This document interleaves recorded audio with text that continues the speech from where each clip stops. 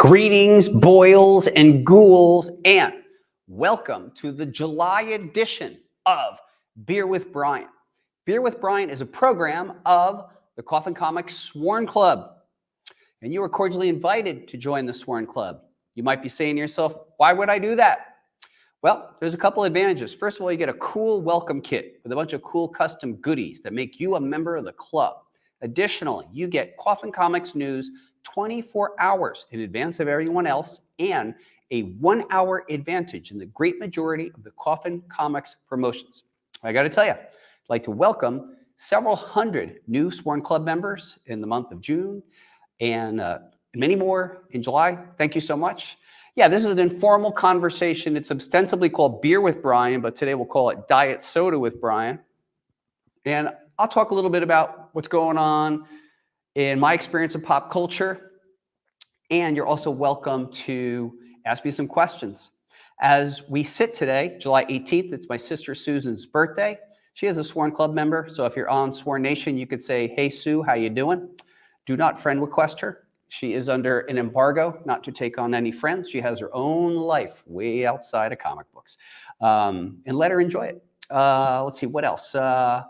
Let's get right into it. In the last month, I've been able to see a lot of cool movies. I'm not going to go through the obvious ones, but I will say this. Kingdom of the Planet of the Apes was great. Watch it. A Quiet Place Day One was fantastic. Go see it. But I would like to bring to your attention a couple of more obscure movies that are available on demand through Amazon Prime or wherever you get your on demand for your consideration. The first one is, and feel free to get your questions ready. The first one is called Handling the Dead. Now, this is a foreign film. I believe it was shot in Oslo, and the premise is really simple. It takes place in the modern age. There's just some sort of natural occurrence, and not long thereafter, people who had recently died simply come back and start going back home.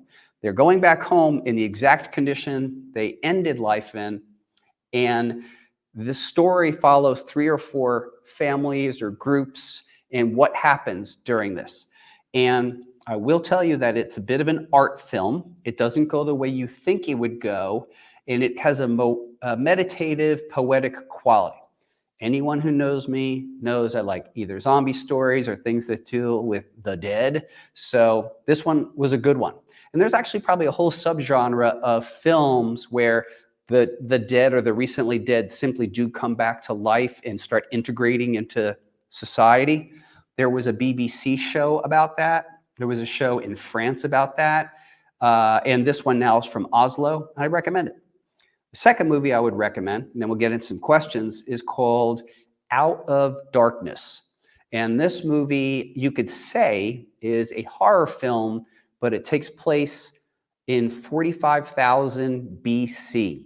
So the premise here is a small group of, I wouldn't call them cave people, but probably closer to our type of human being, moves from one landmass to another, and they arrive in this new place.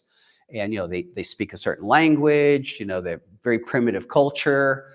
But as soon as they land in this new place, they appear to be stalked by something supernatural.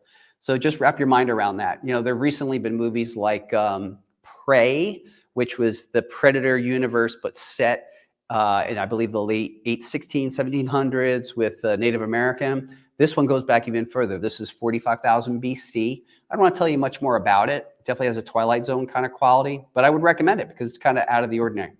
Now, without further ado, if you would like, feel free to kind of rock out some questions. I would also tell you a couple things that I'm listening to. I really have been taken to this LA-based industrial metal band called 3 Teeth.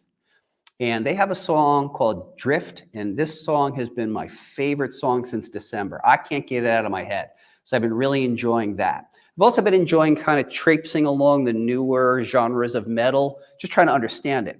Keep in mind that I come from a hard rock, classic rock, thrash metal background. So the newer material, it's something I grapple with, but, I am listening to Poppy, Ginger, Bad Omens, and other bands like this. I really, and getting to understand it. So anyway, without further ado, I am happy to open up the floodgates of questions. Substitute Art Angel wants to know, any chance of seeing Atrocity again? Maybe a spinoff? Any chance of seeing Atrocity again? I think I mean, I'd say everything's always possible. It's the coolest name, right? She appeared to be pretty distinctly destroyed, but hey, you never know how, molecular things come together in, comic book universe. Outcast wants to know, is Lady Death's current origin similar to 2005 version?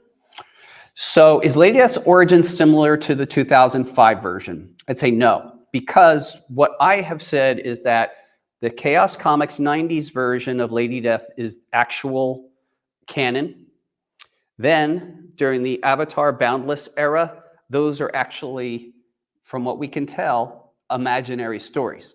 And then Lady Death woke up from a cursed sleep in 2015 storyline and moved on from there. If you're a careful reader, you will notice that medieval Lady Death and Wolfram von Bach actually made an appearance in Lady Death's Sacrificial Annihilation. And a couple of characters from the Avatar Boundless era have shown up. So this actually is a bigger question. And I believe we will resolve this question ultimately over the course of the next 8 years. But we do see sort of a bleeding and blending.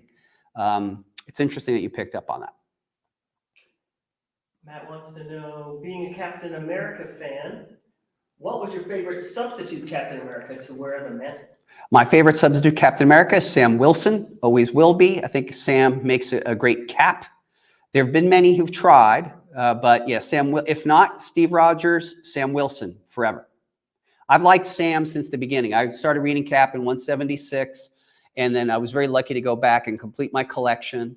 Sam Wilson was introduced as the Falcon in issue 117, and I've just always liked Sam, and I like the contrast between him and Steve. And if Steve can't be Cap, I think it should be Sam.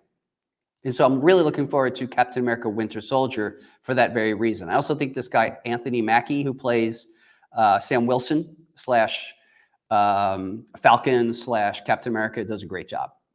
It's got like the perfect attitude for it. Outcast is asking, could you bring back a character like Sarah Wilson? Well, I don't think that bringing back a character like Sarah Wilson is on my current playlist.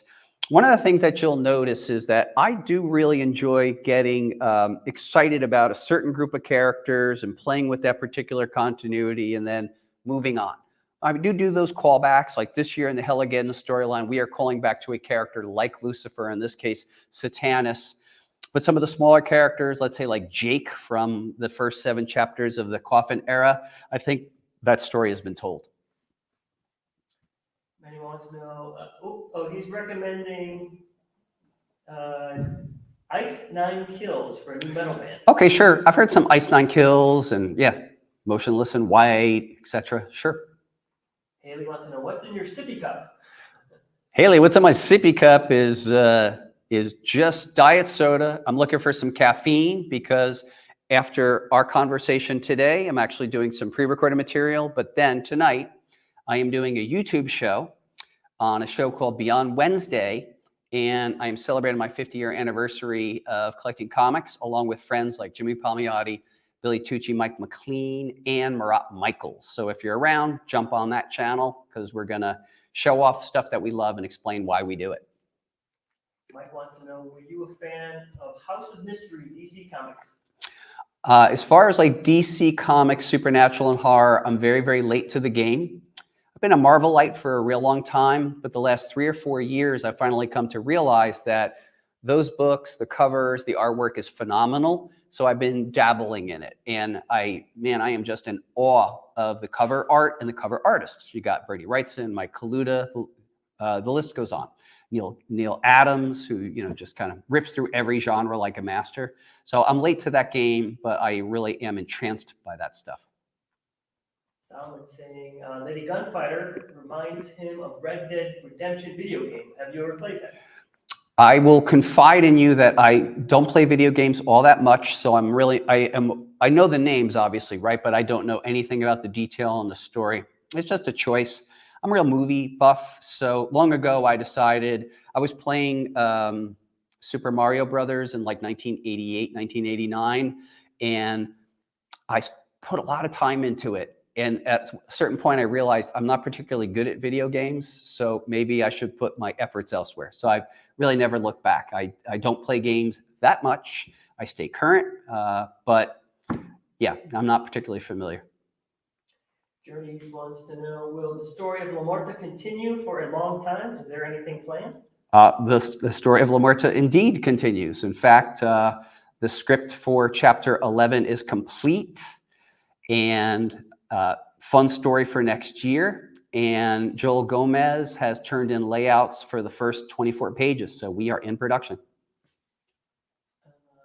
Let's see, actually, it's probably one of the last questions here. Favorite superhero suit?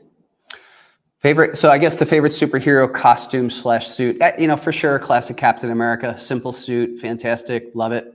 It's great. Cap forever. And then one more question here from Solomon.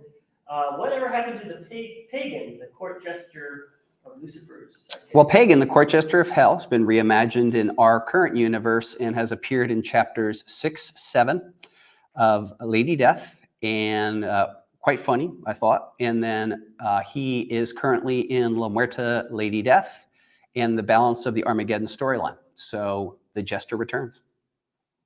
And then, okay, one more, real quick. One more. From Strand List. Will you ever go to the UK for an event? Ever? Well, I'm not sure that I will or that I won't. I know that going to the UK is on a bucket list for me. As a teenager, I loved the burgeoning punk rock movement of the late 70s. I became entranced with punk rock music from the UK and New York in the fall of 1977. And I've always wanted to get out there. And I know there's a lot of great places to hear music and stuff. But as far as an event's concerned, I'm not sure. Usually I'm like a vampire. I need to be invited. Folks, I want to thank you so much for tuning into this abbreviated version of Beer with Brian for the month of July. Please check in and keep on with us, because next week is San Diego Comic-Con and a lot of fun, thrilling things going on there and more to come. Thank you so much, everybody.